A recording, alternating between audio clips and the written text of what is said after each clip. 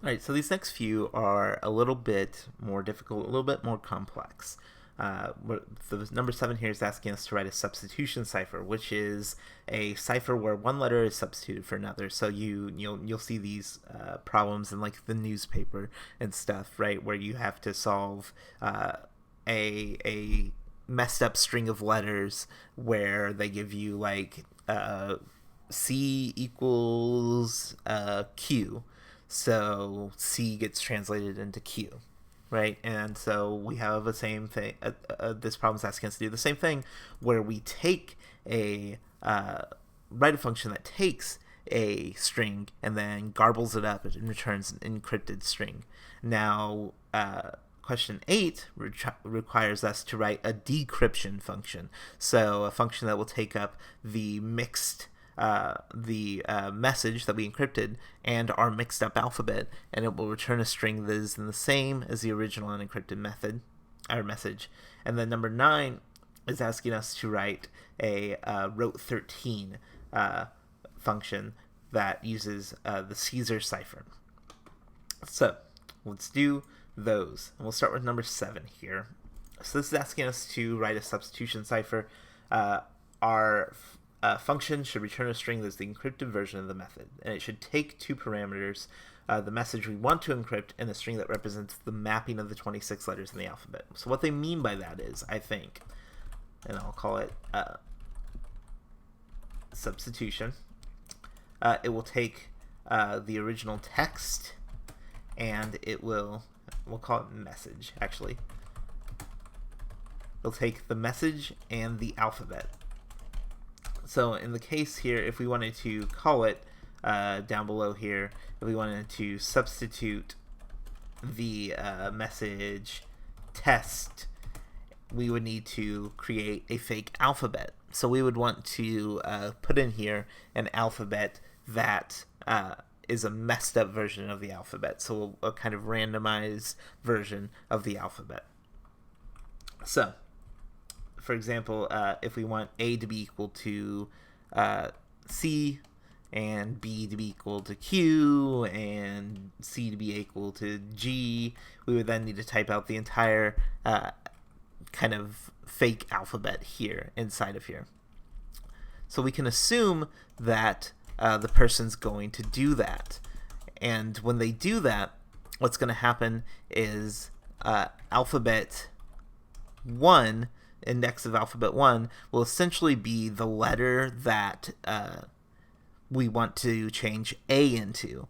And alphabet 2 would be the letter that we want to change B into. So, and again, I'm writing this on the fly, so you'll have to excuse me if I get a little bit lost in here. So we want to iterate through the message. So for char in message, we will want to see what the character is, and then we will want to somehow translate that into our alphabet. So how can we do that? So I know for a fact that there is a... Okay, so first we need to make sure we import string, because that's going to let us use all of the string methods for the string object. And the one that we want here is ASCII lowercase will give us the entirety of the lowercase alphabet. So this is equal to essentially a string that says A, B, C, D, E, F, G, etc., etc. So we will call this one alpha. I'm actually going to call our thing up here, I'm going to call this our key. So I've changed our garbled alphabet to be called key, and I've set the variable alpha equal to a string representation of the alphabet. So for char in message, I want to find, I want to go to alpha, and I want to find that char. And that's going to return my char index. So what I'm doing here, and I'll make sure I comment this for us. So I want to store lowercase alphabet, and then I want to iterate through message, find the index, find the alphabetical index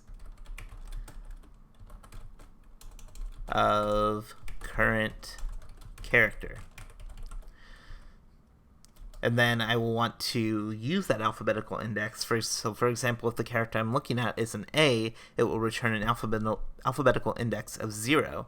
So then I will want to set, on my return string, I will want to return from our key index 0. So I want our return string to be equal to itself plus key of 0.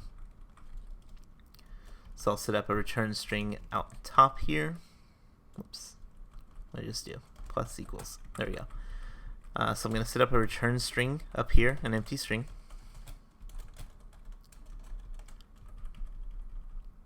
And I want a return string to be to get added to it whatever the alphabet, whatever the key is for.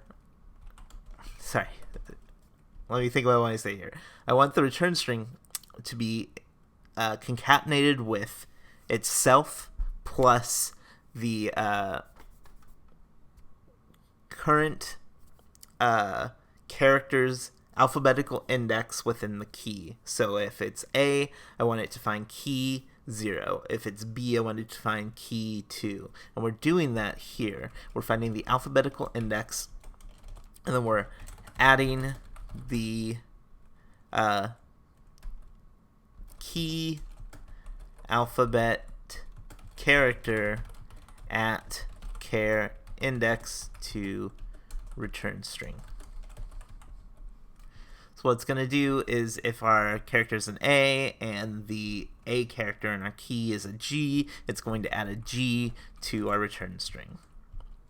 And at the end here, all we need to do is return string. All right, now I need to actually make some test case for this, I guess. So substitution, and I want the message to be hello world.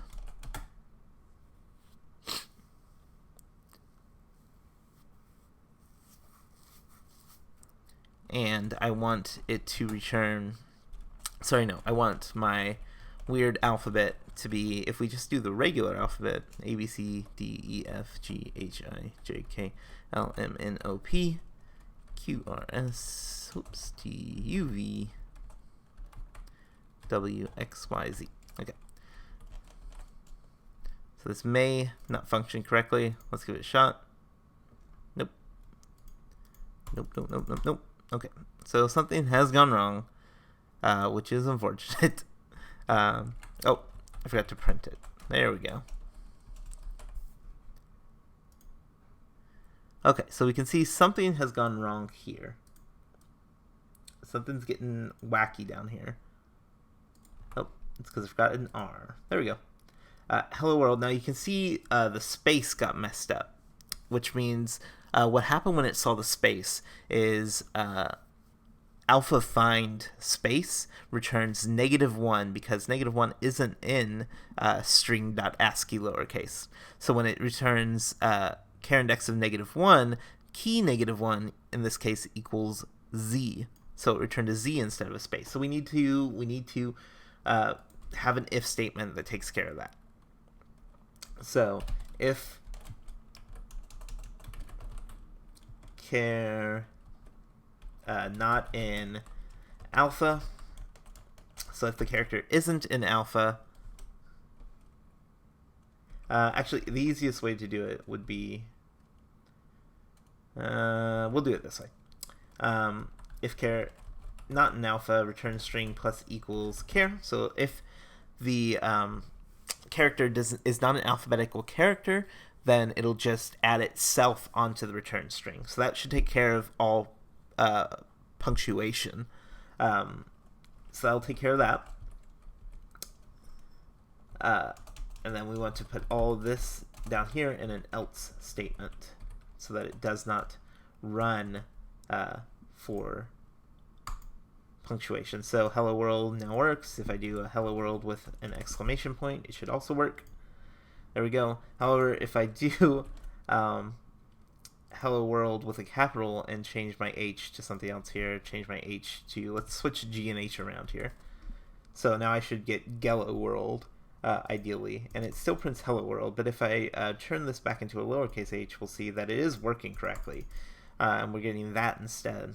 And that's because our function up here does not account for uppercase characters. So I want to also have alpha upper up here for string dot ASCII uppercase. Now, you could also just cast everything to lowercase. So you could just have down here below lower message equals message dot lowercase, and that will return a lowercase version of your message, and then you can just return that. However, it won't preserve the case of the message that you're ciphering, right? It won't preserve the case. So if people type in capital letters, it won't return capital letters. So we can do that where we just cast it to lowercase like I just showed you, and that works functionally fine, but not perfectly, because we want to try to preserve case if we can. So if we have an uppercase string as well, and have for char and message, if char not in alpha, or char not in alpha upper. So it'll check if it's in alpha or alpha upper, and if not, it returns itself. Else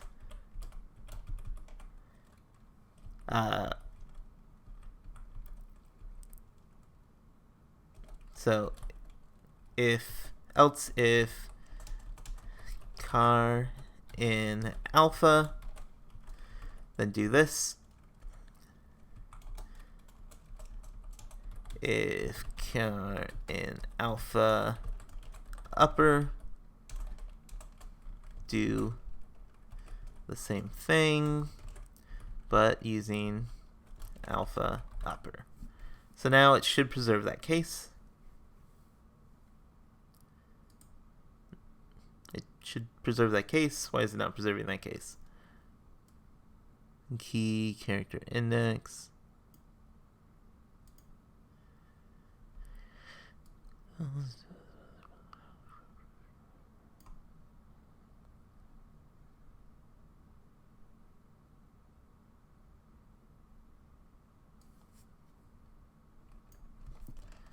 I think that this may be the issue.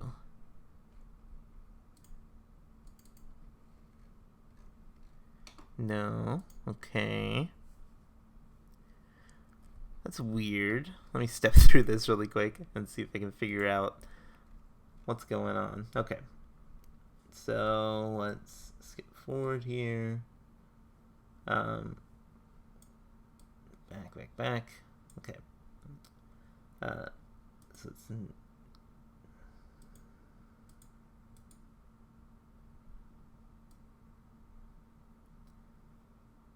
oh, I see. So it's having an issue right here.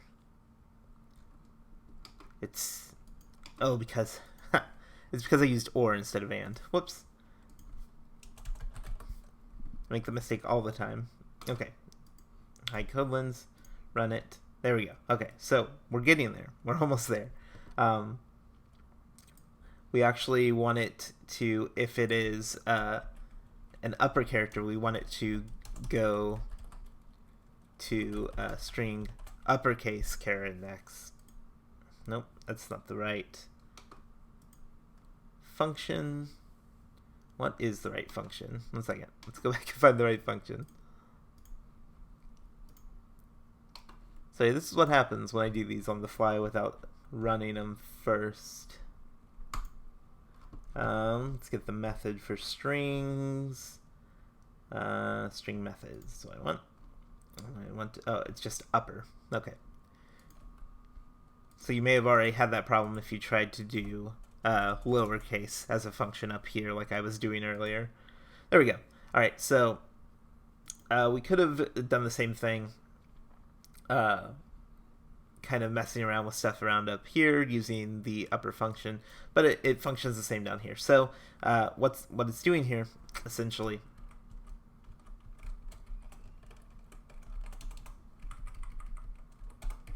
what it's doing here is it is taking a message and a key. It's creating a return string accumulator variable. Then it is creating 2 variables to store the alphabet and the uppercase alphabet. And then it is going through the message, checking to see whether or not the character is an alphabetical character or not. If it isn't, it just adds that non-alphabetical character to the return string. Else, if it is an alphabetical character, it checks to see whether it is a lowercase or uppercase, and then adds the character at the same index as that character in the alphabet on our key to the return string, resulting, if we switch G and H to Hello World, if we switch H and J, we get Jello World. All right, that was a lot. I'll cut this here, and we'll approach the next problem, the decryption problem, in another video. All right.